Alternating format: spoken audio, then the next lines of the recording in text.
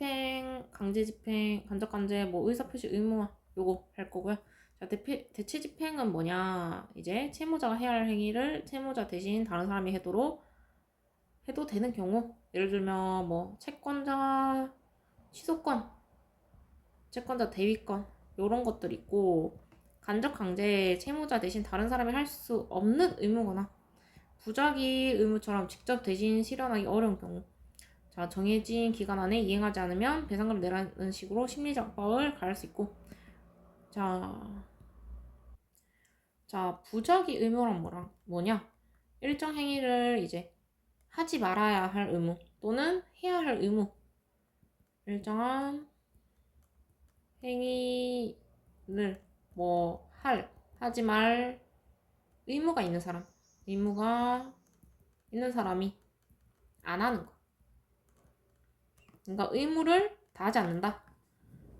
자, 의사표시 의무 집행. 채무자가 어떤 의사표시를 해야 하는 경우, 뭐 판결이나 화해조서 자체로 의사표시를 한 걸로 간주되게 하여 실현시킨다. 자, 대체 집행은 뭐냐? 자, 채무자가 해야 할 자기 의무가 타인에 의해서도 실현될 수 있을 때 사용한다. 자, 집행 방식은 이제 수권 결정을 해야 하고, 필요하면 비용 선지급 결정도 할 수 있다. 수권 결정은 이제 채권자가 해도 된다는 허가다. 당연히 즉시 집행력 발생하고, 자체는 집행 권한은 아니에요. 그냥 집행력이 발생하는 거고, 그래서 별도의 집행구분이 필요 없다. 비용선 지급 결정. 채무자가 대체 집행 비용을 먼저 지급하라는 금전 지급 명령이다. 이 부분은 집행 권한이 필요하고, 실제로 집행하려면 집행문이 필요해요. 수권 결정은 집행문 필요 없고, 비용선 지급 결정은 집행문이 필요하다. 자, 간접 강제 일정 기간에 이행하지 않으면 일정한 배상금 지급하라. 부대체적 자기 채무. 채무자 본인이 해야 해서 타인이 대신할 수 없는 의무. 요런 것들이 있으면 당연히 배상금 지급 요런 식으로 걸 수 있겠죠. 자, 간접 강제 심판 배상금 성질은 이제 강제 수단이면서 제재 금적 성격도 가진다. 당연히 거꾸로 가는 게 아니라 채권자에게 지급하는 거다. 간접 강제 배상금은 벌금이 아니라 채권자에게 가는 돈. 왜냐? 지금 이 간접 강제는 그 채무자가 해야 되는 일이잖아요. 자가 해야 하는 일. 이거를 안 함으로 인해서 채권자가 손해 발생하기 때문에, 그래서 채권자에게 주는 거고, 자, 이행 기간 후 늦게 이행한 경우 당연히 지연 기간에 해당되는 배상금 내야 되고, 자, 특정물 인도는 직접 강제 원칙인데 한 번 집행 실패만으로 간접 강제는 아니고, 장부 서류 열람 등사 허용 의무와 간접 강제 요거는 부대체적 자기 의무라 해서 간접 강제를 할 수 없다. 그래서 배상금은 근데 자동 확정이 아니다. 왜냐, 채권자가 실제로 요구했는지 아니면 허용 대상인 건지 요거에 필요하다. 자,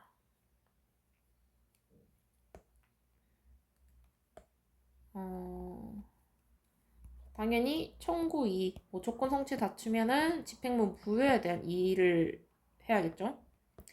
그리고 집행 권한 후 성립 후 소멸, 집행 권한이 끝났다. 당연히 청구 자체가 잘못된 거기 때문에 청구 이의소겠죠. 이런 것도 한번 읽어보시면 되고, 문제로 바로 볼게요. 간접 강제에 대한 설명 중 옳지 않은 것. 자, 특정물의 인도를 내용으로 하는 채무는 원칙적으로 집행관이 특정물을 채무자로부터 빼앗아 채권자에게 인도하는 방법으로 집행해야 된다. 다만 채권자가 시도했으나 한 차례 불능에 이른 사정이 있다면 이런 사정 가지고는 간접 강제에 명할 수는 없다. 자, 그 다음에 계속적 부작위 의무를 명하 가처분에 의하여 간접 강제 결정이 발령된 상태에서 의무 위반 행위가 계속되던 중 채무자 그 행위를 중지하고 적당한 조치를 취하였다거나 아니면 경과하였다 하더라도 채무자는 간접강제 결정 발령 후에 행한 의무 위반 행위에 대하여 배상금 지급 의무 당연히 해야 되죠. 채무자가 간접강제 결정에서 명한 이행기 지난 후에 채무를 이행하였다. 당연히 채권자 특별한 사정이 없는 한 채무 이행이 지연된 기간에 상환하는 배상금 집행 가능하죠. 다음에 간접강제 배상금은 채무자로부터 추심이 된 후 국고로 귀속되는 것이 아니라 채권자에게 지급하여 채무자의 의무 불이행으로 인한 손해죠. 부작위 채무에 관한 판결 조제 변론 종결 당시에 집행권이 성립하더라도 채무자가 이를 단기간 내 위반할 개연성이 있고 적정한 배상액을 산정할 수 있는 경우에는 당연히 채무 불이행에 대한 간접관계를 할 수 있겠죠.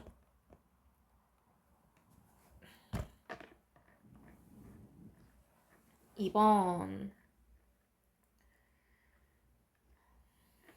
자, 채무의 성질이 간접강제를 할 수 있는 경우 1심 법원은 채권자의 신청에 따라 간접강제를 명하는 결정을 할 수 있겠죠. 2번 부대체적 자기 채무로서 장부 또는 서류의 열람, 등사를 허용할 것을 명하는 집행 권한에 대한 간접강제 결정 주문에서 채무자가 위반하는 경우 배상금 지급을 했다.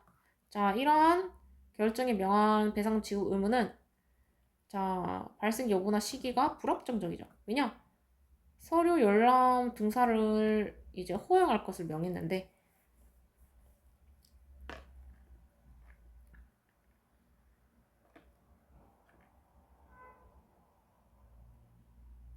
당연히 발생 시기나 이런 걸 정하지 않았으면은 불확정하죠. 그래서 간접 강제 결정은 이를 집행하는데 당연히 조건이 있는 문항이다. 왜냐? 배상금은 자동 발생하는 게 아니에요.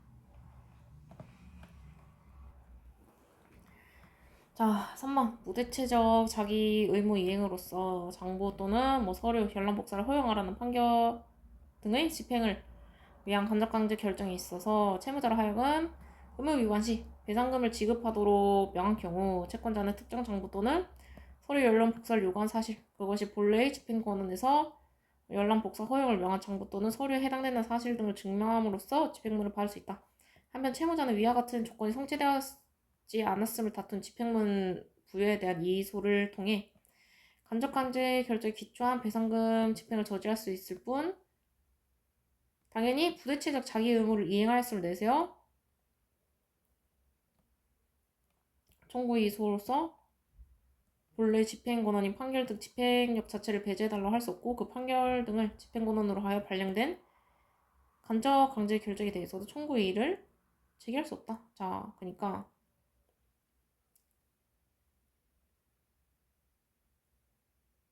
이게 조건문 부여죠. 이건 당연히 집행문 부여에 대한 소인데 지금 조건들이 있기 때문에 자, 청구이소 문제가 될 수 있다. 자, 채권자가 간접강제 결정에 명한 이행기간이 지난 후에 채무를 이행하였다면 채권자는 특별한 사정이 없는 한 채무 이행이 지연된 기간에 상응하는 배상금 추심을 위한 강제 집행할 수 있죠. 채권자가 부대체적 자기 채무에 대한 간접강제 결정을 집행 권한으로 하여 강제 집행을 하기 위해서는 집행은 필요하죠.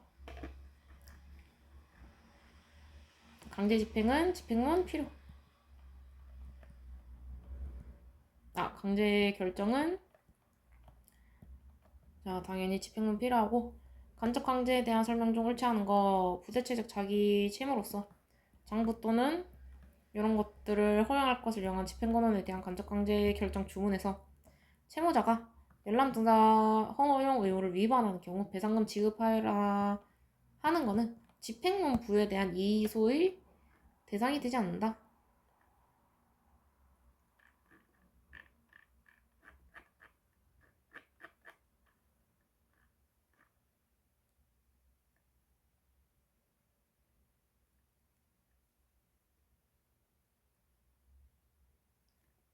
자, 1번 틀린 게 자, 요런 열람 등사 허용 의무 요런 것들은 이제 조건이 붙여져 있죠. 조건 있고 발생 시기 불명함. 그래서 집행문 부여에 대한 이소 가능. 2번 부작위 채무의 위반에 대해서는 원칙적으로 집행권은 성립 후에 생긴 것이어야 하지만 위반 상태가 이제 계속된다. 그럴 때 당연히 부작위 채무에 대한 집행의 대상이 된다고 보아야 되고, 지방법원 합의부가 재판한 간접간제 결정을 대상으로 한 청구 이의소나 집행문 부여에 대한 이의소는 그 재판을 한 지방법원 합의부 내에서 하죠. 자, 부대체적 자기 채무의 이행을 명하는 가처분 결정과 함께 그 의무 위반에 대한 간접간제 결정이 동시에 이루어진 경우에는 그 간접간제 결정에 기한 강제 집행을 반드시 2주 이내 할 필요는 없다. 자, 2주가 문제가 아니라 지금 강제 집행이 집행문 효력을 가지는지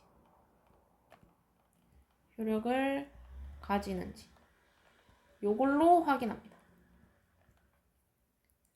자, 간접 강제 결정 발령 후에 채무자가 부대체적 자기 채무를 이행하였다고 하더라도 이미 발생한 강제금 지급 의무는 소멸하지 않고 다만 부대체적 자기 채무 이행을 이유로 하는 청구 이소 제기할 수 있다. 맞죠?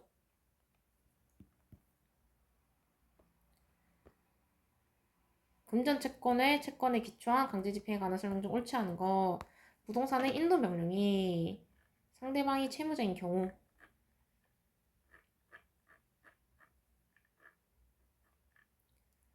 자, 그 인도 명령의 집행령은 당해 채무자는 물론이고 채무자 한 세대를 구성하며 독립된 생계를 영위하지 않는 가족과 같이 그 채무자가 동일시 되는 자에게도 미친다. 맞죠?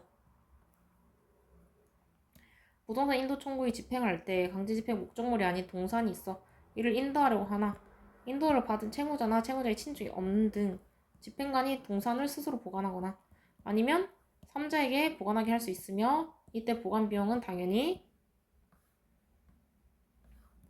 유치권 행사 가능하다.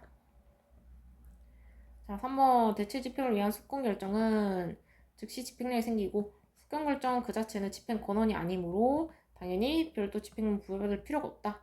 다만 한 개의 결정으로서 숙권 결정과 대체 집행 비용 선지급을 하는 경우에는 비행 지급 같은 경우는 집행 권한이 필요하고 결정을 하여 집행할 때는 집행문을 부여받아야 된다.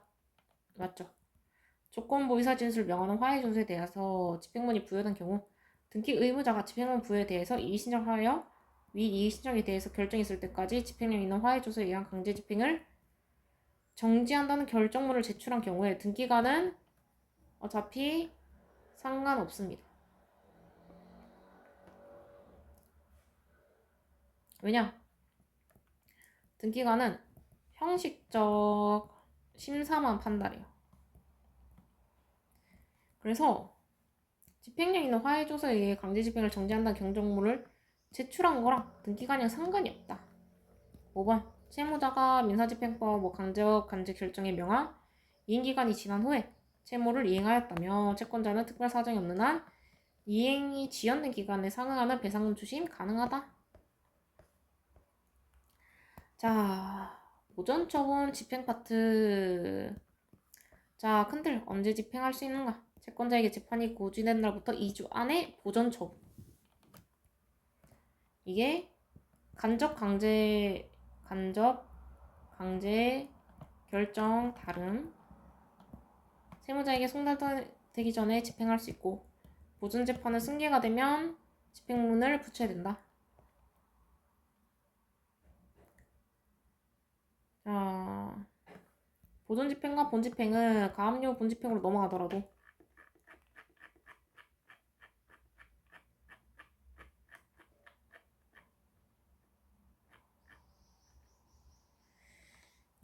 본 집행 신청만 취하된 경우에는 당연히 가압류 효력이 사라지지 않아 보존 상태가 유지될 수 있다. 청구이익 승소 등으로 본 집행이 전체적으로 무너지면 그 기초가 되는 보존 상태까지 유지될 수가 없는 경우가 있어서 그래서 구별한다. 보존 집행은 확정 판결처럼 기판력이 생기지 않는다. 왜냐? 실체 권리를 확정한 재판이 아니라 잠정적 보존적인 재판이므로 기판력 자체는 없고 2주 기간은 무조건 기계적으로 원칙적으로 그렇지만은 자, 부작위 위반이 계속된 경우에는 2주 내에 그래서 위에서 간접 강제 같은 경우도 부작위 위반이 계속되면은 바로 할 수 있다고 했죠. 집행 개시 2주 내는 채권자에게 고지된 날부터 2주를 넘기면 집행하지 못하고 보존 재판은 고지 2주 내 집행이고 송달 전 집행 가능하다. 보존 재판은 송달 전 집행 가능하고 승계가 생기면 승계 집행문이 필요하다.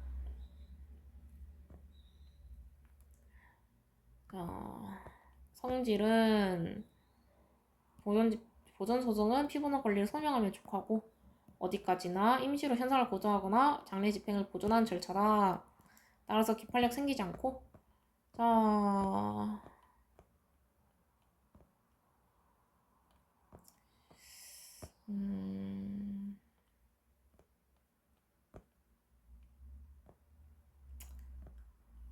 바로 문제를 볼까요? 보존 집행에 관한 설명 중 옳지 않은 거 무효가 아닌 가처분 등기 격려 후 가처분의 목적물에 대한 소유권 취득한 사람은 집행법원에 가처분 결정 취소나 집행 취소 신청을 하여 결정을 받아서 등기를 말소시킬 수 있을 뿐 곧바로는 말소를 구할 수 없다. 맞죠?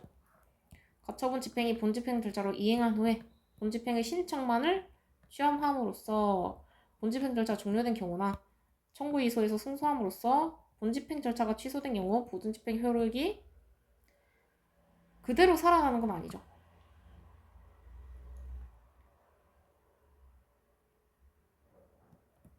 그대로 살아나는 건 아니고 그냥 가압류 효력만 유지된다.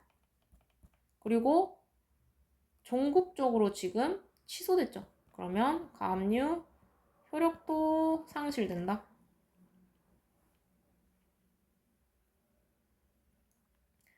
자, 그다음 채무자가 가처분 재판이 고지되기 전부터 지금 부작위 의무에 위반하고 있다. 그러면 가처분 결정이 채권자에 고지된 날부터 2주 이내에 간접감지 신청해야 되고 4번 대법원에서 처분 취소 결정을 취소 변경함으로써 보존 처분에 관하여 새로운 집행이 필요하게 됐다. 그럼 당연히 집행기간이 되는 경우에 하나의 채권자의 신청에 따라 1심 법원이 집행하겠죠.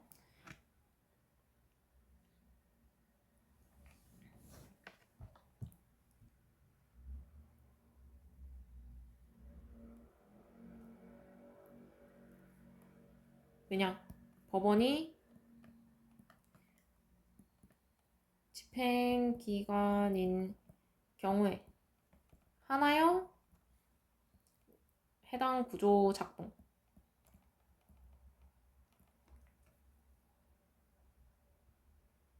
지금 상급심에서 대법원에서 상급심에서 취소 변경이 됐죠. 그러면 다시 밑으로 법원으로 내려온다는 소리고요. 보전 재판의 집행은 채무자에게 재판을 송달하기 전에도 할 수 있고 보전 재판이 있는 뒤에나 채권자나 채무자의 승계가 이루어진 경우에 보전 재판을 하려면 집행문이 있어야 된다. 자, 그러니까 승계가 있으려면 집행문이 필요하다 이 소리고 2번 보존 처분의 집행 및 효력에 관한 설명이 옳지 않은 것. 신축 중인 건물로서 아직 독립한 건물이 아닌 경우에는 미등기 부동산으로 취급할 수 없다. 당연히 보존 처분 대상 없다. 2번 점유 이전 금지 가처분 있음에도 점유가 이전되었을 때는 지금 가처분 채무자는 여전히 점유자의 지위에 있고 가처분 채권자는 가처분 채무자의 점유 상실을 고려하지 아니하고 당연히 본화소송 계속할 수 있죠. 왜냐? 지금 점유 이전 금지 가처분이 있기 때문에. 자, 부동산 처분금지 가처분과 부동산 가압류는 그 내용이 서로 모순되거나 조촉되지 않는 경우라면 경합이 가능하나 당연히 저촉되는 경우에는 집행의 선에 의하여 결정하겠죠. 채권 가압류 결정은 채무자에 대하여 채권의 처분을 금지하는 명령을 바라지 않으므로 가압류된 채권도 이를 양도하는데 아무런 제한이 없으나 다만 가압류된 채권을 양수받은 양수인은 그러한 가압류에 의하여 권리가 제한된 상태의 채권을 양수받는 거죠. 맞고 채권 가압류에 있어서 3채무자에 대한 지급금지는 집행 보전을 위하여 인정된 것이므로 가압류 채무자는 피함류 채권의 이행기가 도래할 때 제3채무자를 상대로 이행이소를 제기할 수 있죠.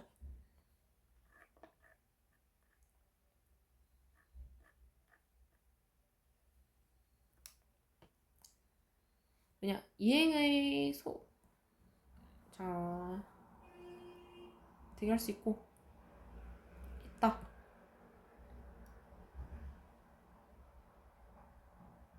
왜냐?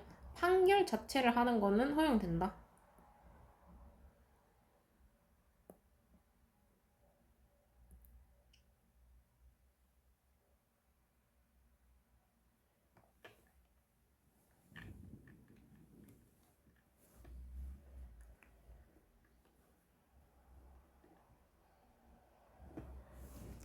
다만 현실 추심은 불가능하다. 요 차이가 있습니다. 3번 가압류 효력에 대한 설명 중 옳지 않은 거. 가압류 등기가 원인 없이 말소된 이후에 부동산 소유권이 제3자에게 이전되었고 그 제3취득자의 채권자 등 다른 권리자의 신청에 따라 경매 절차가 진행되어 허가 결정이 확정되었죠.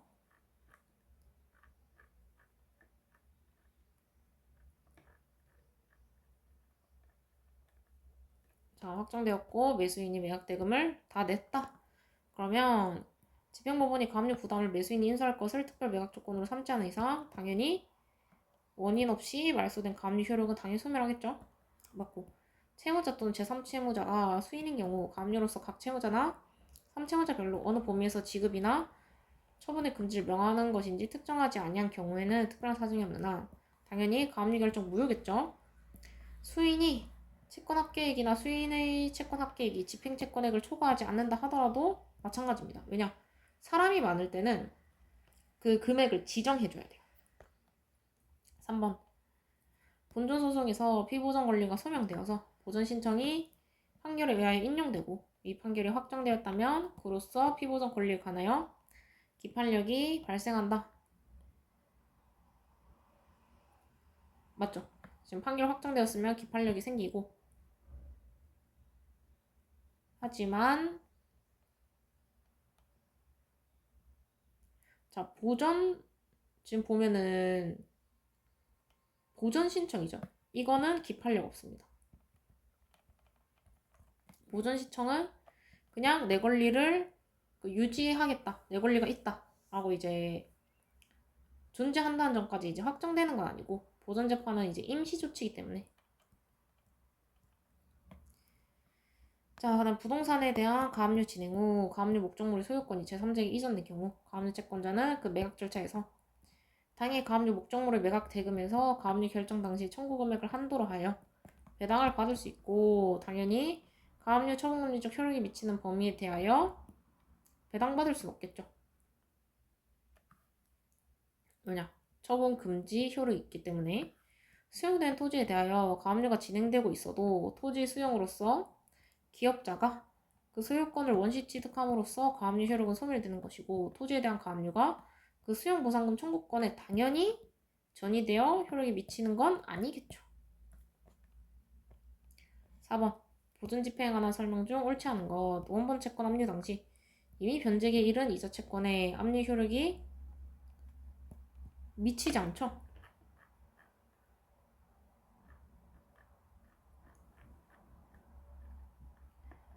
자, 왜냐?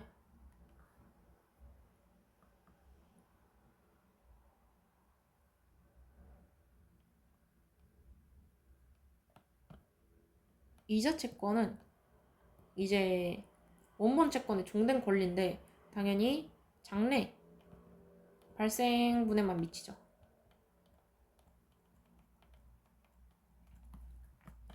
자, 부동산에 대한 가압류 집행 후 가압류 목적물의 소유권이 제3자에게 이전된 경우 제3취득자가 3취득자의 채권자가 지금 신청 경매 절차에서 가압류 채권자는 그 매각 절차에서 당해 가압류 목적물의 매각 대금에서 가압류 결정 당시 청구 금액을 한도로 하여 배당받을 수 있고 당연히 가압류 처분 금지 효력이 미치는 범위 금액을 제한 금액만 배당받을 수 있겠죠. 맞고 가압류 집행의 목적물에 가늠하여 가압류 해방금이 공탁된 경우에 가압류 채무자의 다른 채권자가 가압류 해방 공탁금 회수 청구권에 대하여 압류 명령을 받은 경우에 당연히 가압류 채권자의 가압류와 다른 채권자의 압류가 집행 대상이 같기 때문에 서로 경합하게 되죠. 자, 상소 부분에서 지금 보존 처분 취소 변경함이 있어서 보존 처분이 새로운 집행 필요하게 되는 경우 당연히 자 2주 경과하면은 보존 집행할 수 없죠.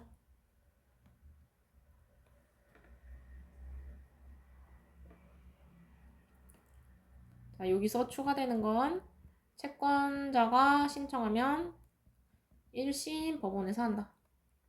자, 부대체적 자기의무 이행을 명하는 가처분 결정과 함께 그 의무 위반에 대한 간접 강제 결정이 동시에 이루어진 경우 자, 반드시는 아니죠. 왜냐? 실제로 불이행이 드러나서 요 간접 강제 결정이 필요할 때 기간이 진행되지 않을 수도 있다. 자, 가압류 집행으로 바로 갈게요.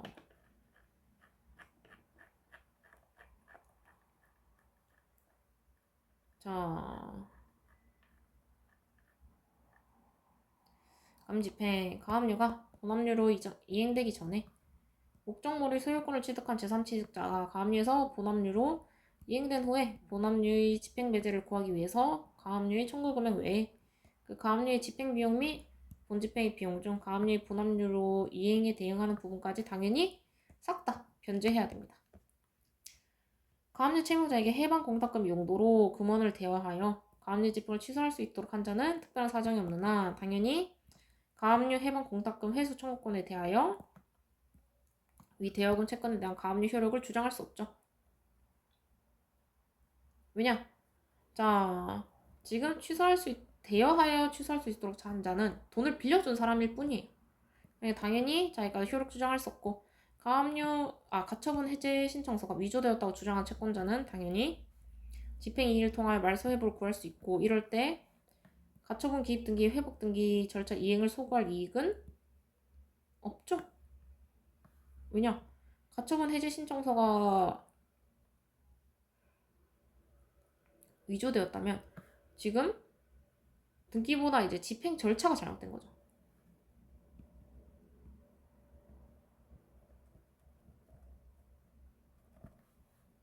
그래서 당연히 가처분 기입 등기 회복 등기를 이행할 이득은 없습니다.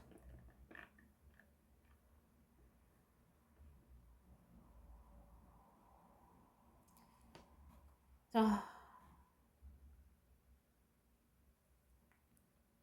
그러니까 집행 이의를 하고 뭐 두 번째로 바로 요 소갈 이익은 없고 다만 위 3번의 경우 그 가처분 기입 등기가 말소될 당시 그 부동산에 관하여 소유권 이전 등기를 격려하고 있는 자는 법원이 그 가처분 기입 등기 회복을 촉탁함이 있어서 등기상 이해관계가 있는 제3자에게 해당되겠죠. 채권자는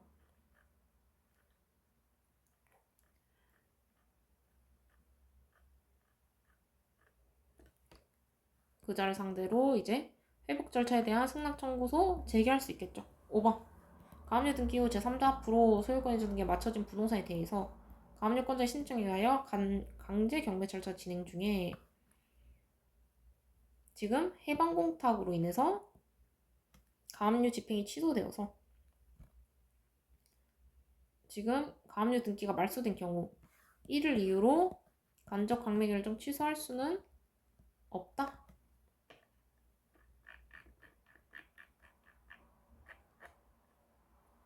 왜냐? 이미 진행된 거는 계속하고 뒤늦은 가압류 취소는 딱히 영향을 미치지 않습니다. 자, 그 다음에 가처분 집행도 한 문제인가 바로 갈게요. 처분금지 가처분에 대한 설명이 옳지 않은 거 피보전 권리가 없음에도 불구하고 처분금지 가처분 결정을 받아 이를 집행하였고 이후 그 가처분에 따른 본안 소송에서 그 가처분권자와 채무자 사이의 소송상 화해가 이루어져서 그 화해 조서에 기하여 가처분권자 명의로 소유권 이전 등기가 격려된 이상 가처분을 가지고 후에 이루어진 처분금지 가처분의 권리자에게 당연히 대항할 수 없겠죠. 당연히 대항 불가고 2번 자 지금 유효하게 기입됐죠. 처분금지 가처분 등기가 후에 가처분 채권자의 지위만으로는 당연히 처분 등기에 말소 청구권은 없고 가처분 이후에 이루어진 가처분 위반 등기를 직권으로 말소할 수 없죠. 자, 그 다음에 아파트에 대한 잠시만.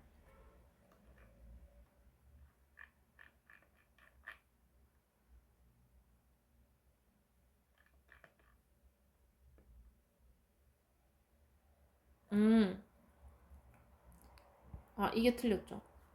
자, 화해 조서에 기하여 소유권 이전 등기가 격려된 이상 그 가처분을 가지고 권리자에게 대항 불가입니다. 화해 조서는 그냥 그 화해한 것 뿐이지 대항 요건이랑 달라요. 대항 요건 아니. 이거 확인하셔야 되고, 자, 아파트에 대한 분양금지 가처분을 받았다 하더라도 그 가처분 등기가 격려되기 이전에 가처분 채무자가 그 가처분 내용에 위반하여 처분 행위를 함으로써 제3자의 소유권 이전 명의가 맞춰진 경우 당연히 유효하죠.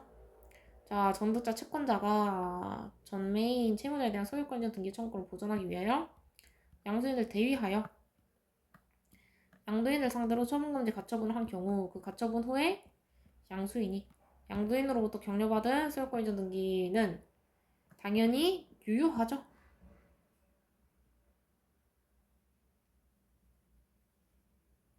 자, 5번 부동산에 관한 처분금지 가처분이 등기가 된 후에 가처분권자가 보단소송에서 승소 판결을 받았죠.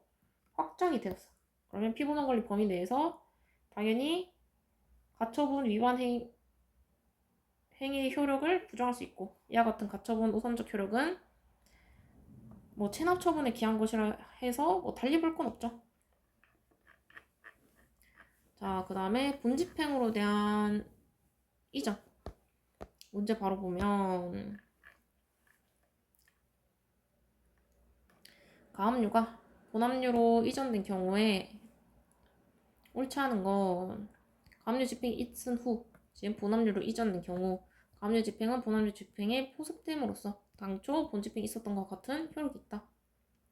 그래서 당연히 채무자는 가압류에 대한 이의 신청이나 취소 신청 또는 자체를 취소할 실익이 없죠. 왜냐?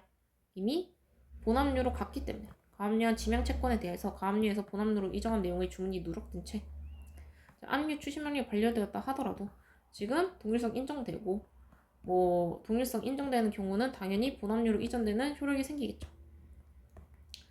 자, 가압류로 본압류로 이전하는 압류 및 추심 명령을 받아서 본집행 절차로 이행을 했어요. 본압류의 신청을 취함으로써 본집행 절차를 종료한 경우 가압류 집행의 효력이 본집행과 함께 소멸은 아니에요.